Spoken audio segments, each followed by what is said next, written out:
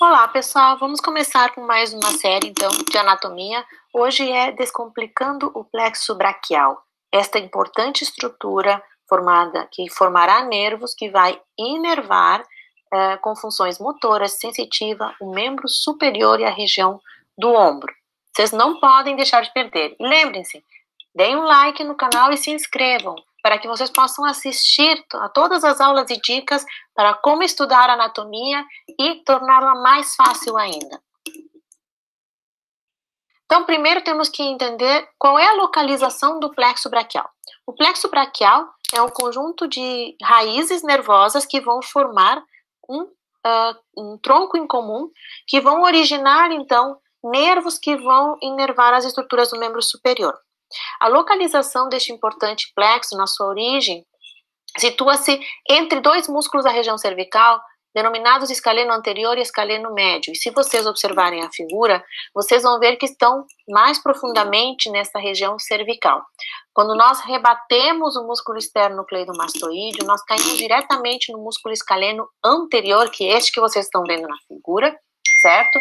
E vocês podem ver, então, as raízes do plexo braquial, a origem dela bem posterior ao escaleno anterior e anterior ao escaleno médio. Então, assim, a sua origem é entre o escaleno anterior e o escaleno médio, a partir das raízes ventrais dos nervos espinhais e da medula espinhal.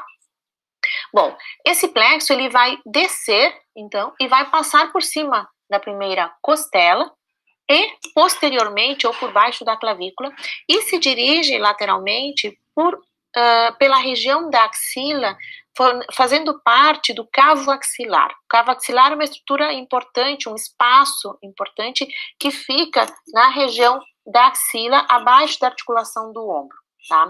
Aí, então, esse plexo origina os seus fascículos e os seus ramos importantes para a inervação do membro superior. Nesse trajeto, ele vai originar outros ramos que vão inervar também as estruturas do tórax superior, da clavícula e da escápula, tá? Que aí eu vou mostrar depois ali na ilustração.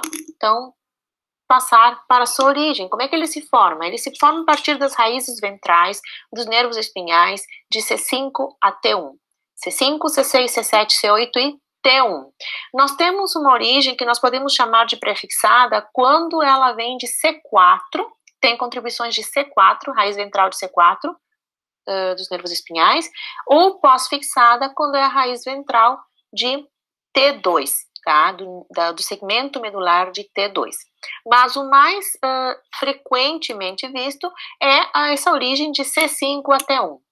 O que acontece? Esses ramos ventrais, que tem os componentes, né, maior componente motor, C5 e C6 se unem, C7 anda sozinho, C8 e T1 se unem no início, tá, pessoal?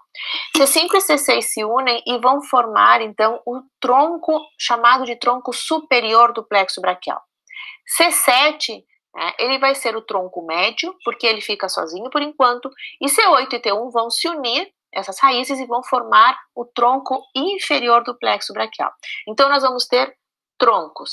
Estes troncos vão formar divisões que irão originar os fascículos. E nós terminamos aqui, como mostra na figura, olha só, os fascículos que vão ser o fascículo lateral, o fascículo medial e o fascículo posterior, que vão originar, então, os nervos, certo? Nervos mais, digamos assim, os principais que vão para o membro superior. Antes disso, tem pequenos nervos que vão inervar estruturas musculares que ficam na região do ombro e da escápula, e também do tórax anterior. Então, aqui, voltemos de novo. Raízes ventrais dos nervos espinhais de C5 a T1. C5 e C6 se unem e formam um tronco superior, como eu já falei. C7, isso, forma o tronco médio, né? E C8 e T1 forma o tronco inferior. Depois, no tronco superior, o tronco médio e o tronco inferior, eles vão se dividir em divisões anterior e posterior. Então, o tronco superior origina uma divisão anterior, o tronco médio origina uma divisão anterior e o tronco inferior origina uma divisão anterior. E vão originar divisões posteriores. O tronco superior origina uma divisão posterior, o tronco médio também uma divisão posterior e o tronco inferior uma divisão posterior. Então, os três troncos originam divisões anteriores e posteriores. Essas divisões, elas vão se entremear, vão se juntar. Então, olha só, as divisões anteriores do tronco superior e médio vão formar o fascículo lateral. A divisão anterior do tronco inferior vai formar o fascículo medial. E as divisões posteriores destes troncos, as três vão se unir e vão formar o fascículo posterior. Então, eu vou ter três fascículos, o lateral, o posterior e o medial. A posição desses fascículos, pessoal, o fascículo lateral, ele é, como o nome diz, mais lateral na posição anatômica, e o fascículo medial é medial, mais próximo ao plano mediano na posição anatômica. E o posterior fica atrás dos dois, para que vocês entendam. Sempre a relação faz uma correlação com a posição anatômica, que aí fica mais fácil de vocês entenderem. Esses fascículos, então, vão originar uns ramos. Então, vamos lá. O fascículo lateral vai originar um ramo lateral e o fascículo medial vai originar um ramo medial. Estes dois ramos, o medial e o lateral, que formam como se fosse um M, vão originar um nervo que é o nervo mediano. Esse importante nervo que vai para o antebraço e a mão, o nervo mediano.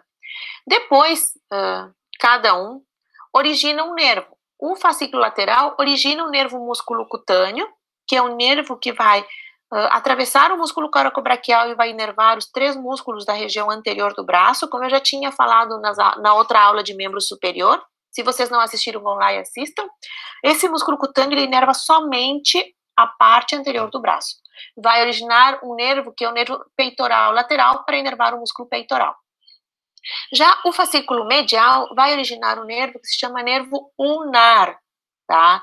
Também conhecido como nervo cubital. Esse nervo ulnar, ele vai inervar o antebraço medialmente e a mão.